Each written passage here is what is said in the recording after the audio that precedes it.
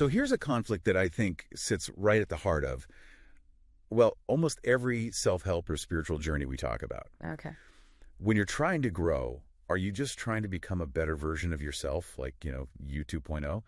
Or is the goal to become a completely different species altogether? It sounds like a philosophical distinction, but the source we're digging into today argues that the difference is literally life and death. Welcome back. Today we are unpacking a very specific and honestly a pretty radical entry from the Rhapsody of Reality's daily devotional by Pastor Chris. Right. This one is from January 22nd, The Excellence of the New Man in Christ.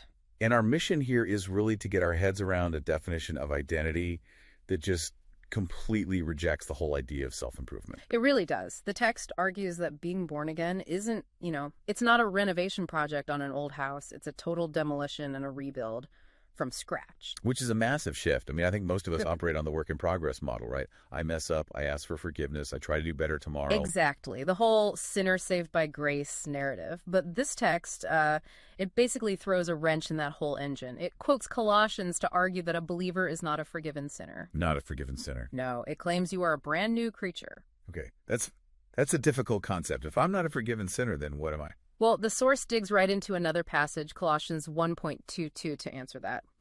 And it uses three very specific legal-sounding terms for this new man. Which are? Holy, unblameable, and unreprovable. Unreprovable. What does that actually mean in, plain English?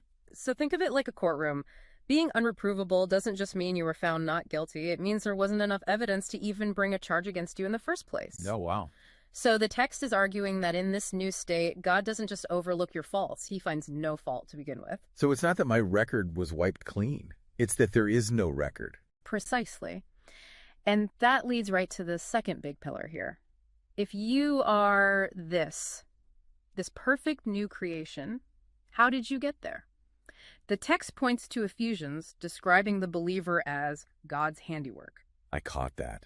It talks about the good life being predestined or planned beforehand. And that completely changes how you think about your life's purpose, doesn't it? We usually think we have to, hustle and build our own destiny. Right, you write your own story. That's the whole mantra. But this text says the script is already locked. It describes life as walking down paths God prepared ahead of time.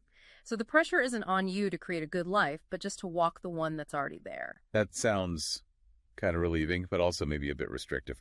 But let's go back to the new man idea for a second. We have to talk about the upgrade. The idea that you're just an improved version of your old self. Yeah. The text is almost aggressive about this. It says, flat out, that old man has ceased to exist. That phrase is vital to the whole argument. Because if you see yourself as version 2.0, you're admitting the old buggy code is still in there somewhere, just, patched over.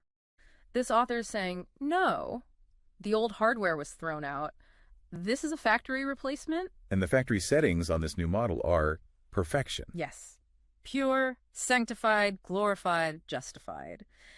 The text argues that holiness isn't a behavior you work hard to achieve. It is your fundamental nature. It's just what you are. Okay, but we have to ground this because someone listening is definitely thinking, well, I still have bad habits. I still get angry in traffic. If I'm so perfect, why do I still act so imperfectly? And that's where the practical application comes in. The text literally commands the reader to refuse to accept weakness, failure, or sin as normal. Refuse to accept? That sounds a little like denial. In this framework, it's not denial, it's alignment.